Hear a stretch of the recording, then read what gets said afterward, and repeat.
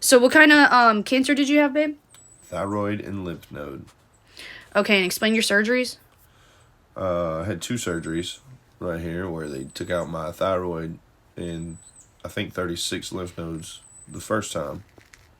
Then a couple of months later, got a couple of more biopsies and ultrasounds, and they said there was more lymph nodes that were positive for malignancy that they had to remove. So I had 2 surgeries to get them all out, and then a couple of rounds of radiation and radioactive uptake scans.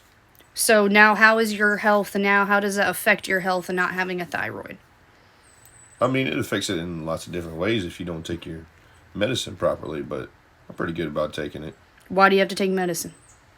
For the thyroid hormone, because if you don't have that, your organs will shut down. And how were you diagnosed? Well, I was sick for a long time. I was overweight. I was 280 something pounds. I had high blood pressure. My bones were hurting. My muscles were hurting. I had every problem you could think of, and they couldn't figure it out until they finally did a thyroid panel. And then you have that scar, right? Yeah. I don't know if you showed it, but yeah, it's pretty big.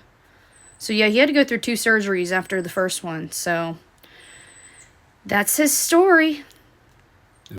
What was so different about the type of cancer you had? Well, it was the doctors had never seen it before.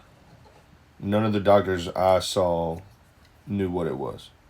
They just know that it was malignant. And what was it called? Well, the thyroid cancer didn't have a name. It just was positive for cancer. But the lymph nodes had Psammoma bodies that were malignant.